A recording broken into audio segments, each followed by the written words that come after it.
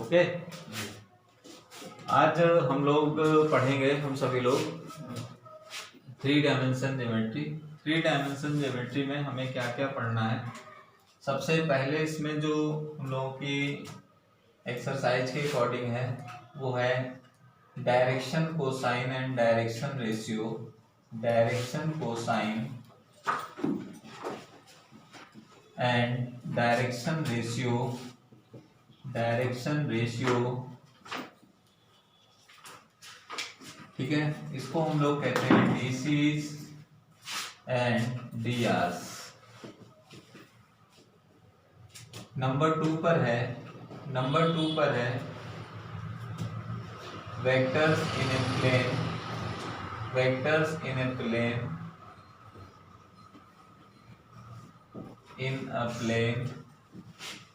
समतल में सदिश की क्या स्थितियां होती हैं, उनके जो इक्वेशन होते हैं, तो उनके इक्वेशन से रिलेटेड हम लोग बात करेंगे। फिर इसके बाद इसमें और आता है कि नंबर 3 पर है कार्टेशियन फॉर्म में equation of plane. Cartesian form में इक्वेशन ऑफ प्लेन।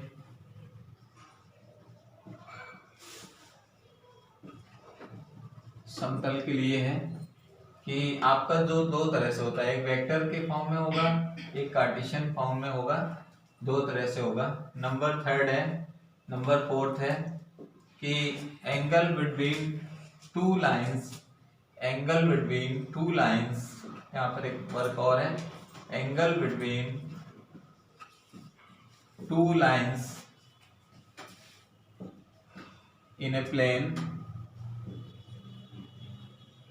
इसका मतलब होता है कि किसी समतल में स्थित दो रेखाओं के बीच का कोण ज्ञात करना।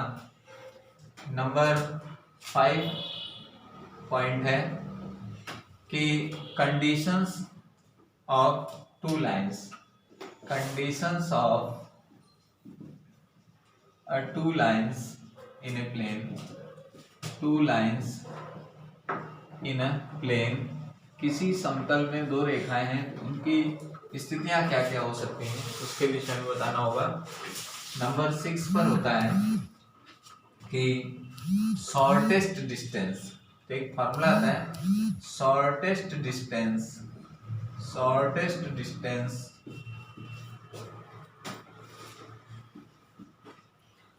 बिटवीन टू लाइंस या two planes. Between two lines in a plane, या between two skew lines. SKEW, skew lines in a plane. किसी समतल या किसी विषमतल में स्थित दो रेखाओं के बीच का जो न्यूनतम दूरी होती है उसको पता करना, इसे SD भी कहते हैं। इतना पार्ट हम लोगों के लिए है। तो हम इसमें आप लोगों को बताते हैं कि जो डायरेक्शन कोसाइन डायरेक्शन रेशियो क्या होता है। तो डायरेक्शन कोसाइन डायरेक्शन रेशियो के लिए यहाँ पर हम लोग देखेंगे कि एक तो यहाँ पर लिखेंगे वेक्टर फॉर्म में, वेक्टर फॉर्म में, और दूसरा लिखेंगे कार्टेशियन फॉर्म में। कार्टेशियन फॉर्म में, कार्टेशियन फॉर्म दो तरह से होगा। तो इन दो तरह से इनके फॉर्मूले भी होंगे। तो जिनके होते होंगे उन्हीं के लिखे जाएंगे, जिनके नहीं होते होंगे उनको हम लोग नहीं नोट करेंगे। तो ये ध्यान रखेंगे। अब जैसे डायरेक्शन कोसाइन डायरेक्शन रेशियो का कोई मतलब नहीं। डायरेक्शन कोसाइन डायरेक्शन रेशियो को हम लोग इस तरह से करते हैं, cos alpha cos beta cos gamma के रूप में जानते हैं। और यहाँ पर वेक्टर नहीं होगा बल्कि वेक्टर की तरह टू डायरेक्शंस होंगी। जैसे cos alpha cos beta cos gamma के लिए हमको कोई दो वेक्टर दिए जाएंगे। एक वेक्टर मान लीजिए P इस तरह दिया होगा, उसको कहेंगे x1 y1 z1। दूसरा होगा Q वेक्टर, इसको कहेंगे x2 y2 एंड z2। तो इसमें क्या होगा कि हम अगर PQ कैलकुलेट करते हैं तो PQ का मतलब होता है कि 3 डायमेंशन के व्यू से इसको x2 minus x1 y2 minus y1 और z2 माइनस z1 इस टाइप से कैलकुलेट करते हुए PQ कैलकुलेट करते हैं। तो यहाँ पर जो इसकी कैलकुलेशन होती है, ये 3 डायमेंशन स्पेस में दोनों पॉइंट गिवन होंगे। क्वेश्चन में भी 2 पॉइंट देगा तो इसकी जो कैलकुलेशन होती है डायरेक्शन कोसाइन के लिए वो इस टाइप से होती है x2 minus x1 upon P Q. अब आपको मालूम है पी क्यू कितना आ रहा है, इससे आएगा। इसी टाइप से y2 minus y1 upon P Q और इसी तरह z2 minus z1 upon P Q. ठीक है, इस वैल्यू का रेशियो इससे जो कैलकुलेशन आती है उसी के साथ कर देते हैं तो हमें डायरेक्शन कोसाइन मिल जाता है।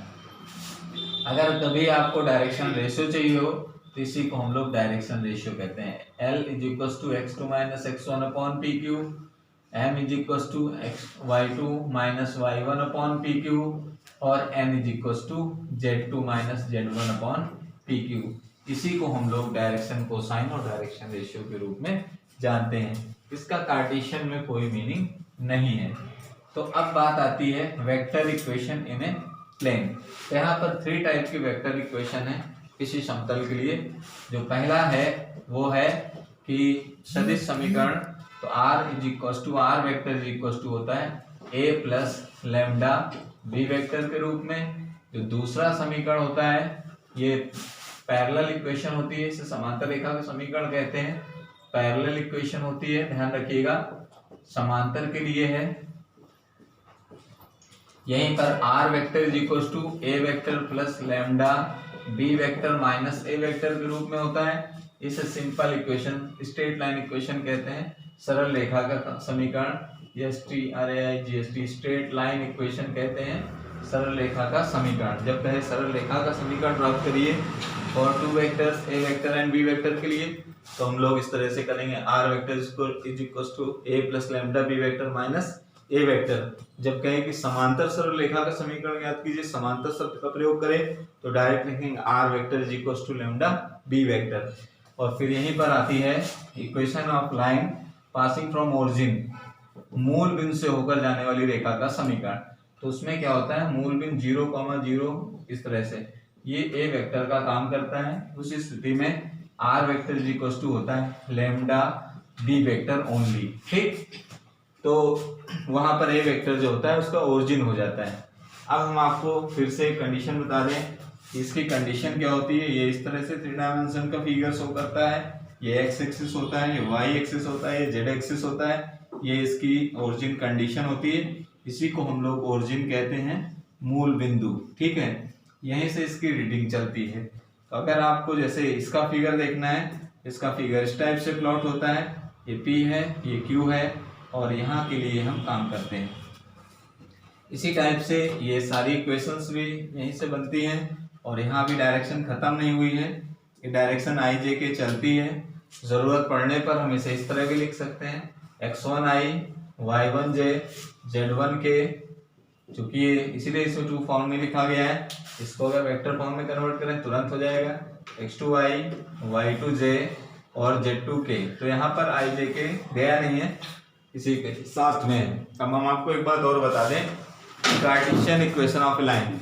अगर कार्टेशियन फॉर्म में इसके लिए जो इक्वेशन होगी वो इस टाइप से होगी, x minus x1 upon a, y minus y1 upon b और z minus z1 upon c equal to lambda. ठीक है, इसके लिए अगर इसके लिए देखते हैं तो इसका जो होगा x minus x1 upon x2 minus x1, y minus y1 upon y2 minus y1, z minus z1 upon z2 minus z1 equal to lambda. ठीक है, इसके लिए कोई वर्किंग नहीं है क्योंकि ये v वेक्टर है, साधारण इक्वेशन होगी, सिंगल टर्म में होगी। अब यहीं पर बात आती है कि अगर आपको इसी टाइप के इक्वेशंस दिए गए हैं और यहाँ 2 वेक्टर है, तो अगर केवल एक सिंगल इक्वेशन देकर भी आपसे कहे find the angle between 2 vectors, तो इसके लिए क्या करते हैं, इस फॉर्म में जब वो वेक्टर फॉर्म में होगा तो इसके लिए इन वेक्टर फॉर्म जो इसके लिए एंगल बिटवीन 2 लाइंस का फॉर्मूला बनेगा cos theta is equal to पढ़ा हुआ फॉर्मूला होगा a vector v vector upon mod of a vector and mod of b vector. किसके लिए, वेक्टर के लिए। इधर जो लिखेंगे सब वेक्टर के लिए, उधर जो लिखेंगे वो कार्टेशियन प्रोडक्ट के अंतर्गत कार्टेशियन फॉर्म के लिए लिखेंगे। तो यहाँ से अगर आपको देखना है, इसके लिए कभी आपको करना है तो इसमें क्या करना है कि इसमें आपको 2 वेक्टर 3 वेक्टर देखने पड़ेंगे। तो इसके लिए भी फॉर्मूला यही रहेगा लेकिन वो चेंज हो जाएगा। cos theta is equal to इस टाइप से होगा, a1 a2 B1 B2 C1 C2 इनके अंदर के कोफिशिएंट ले लेंगे सदिशों के, फिर यहाँ लिखेंगे A1 स्क्वायर और B1 स्क्वायर और C1 स्क्वायर, यहाँ A2 square B2 square and C2 square कर लेंगे तो भी हमको वैल्यू मिल जाया करेगी। ठीक है, तो कार्टेशियन में सीधे गुणांक मिलते हैं, वेक्टर फॉर्म में पूरा सदिश लिखना पड़ता है, इतने का अंतर है। इसके बाद जब हम थोड़ा और आगे स्टेप बढ़ाते हैं तो यहीं पर एक चीज आती है, for two vector equation of length. अगर आपको यहाँ पर दो से अधिक सदिश दिए गए, तो जब दो से अधिक सदिश दिए जाते हैं तो उसके लिए हम लोग क्या करते हैं कि आपकी इक्वेशन किस टाइप से कन्वर्ट हो जाएगी, इक्वेशन हो जाएगी इस टाइप से। तो r vector is equal to a1 plus lambda b1 vector, और दूसरी होगी r vector is equal to a1 vector plus mu b2 vector, sorry a2 और b2।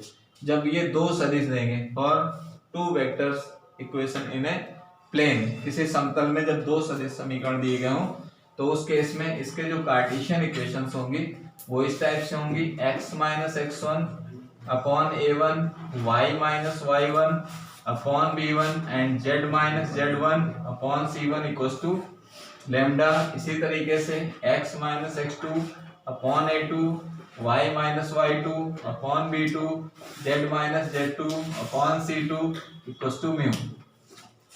ये इसके वेक्टर इक्वेशंस होंगी।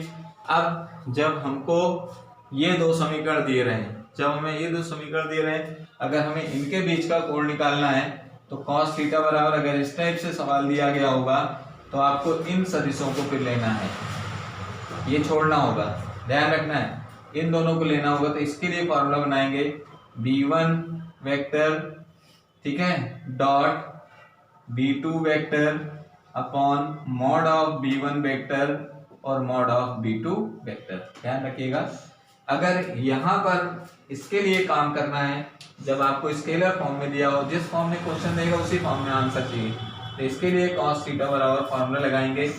यहाँ पर अब ये आएंगे a1 a2, वही ऊपर वाला b1 b2 c1 c2 upon यहाँ पर a1 square b1 square c1 square under root a2 square b2 square और c2 स्क्वायर। तो ये भी एक तरीका है, ये दोनों में से कोई एक क्वेश्चन 2 नंबर का पक्का है, एकदम आना तय रहता है, आप कोई भी आंसर उठा के देखेंगे तो आ रहा होगा। इसके बाद एक बात और आती है जो इसको कहते हैं, अब जैसे इसके लिए अगर फिगर की बात करें, इसका फिगर कैसा हो सकता है, इसका फिगर ऐसा होगा, ये कोई 3 डायमेंशनल स्पेस में ये 2 वेक्टर ऑफ लाइंस है, एक r वेक्टर ये है, दूसरा r वेक्टर ये लाइन है, इनके बीच का थीटा एंगल निकालना है। कुछ लोग इसको L1 और L2 भी कहते हैं। ये इसका फिगर भी है, x y and z, i j and k, ये ओरिजिन, यहाँ तीनों निर्देशांक रहेंगे i j k के, इसका ये फिगर है।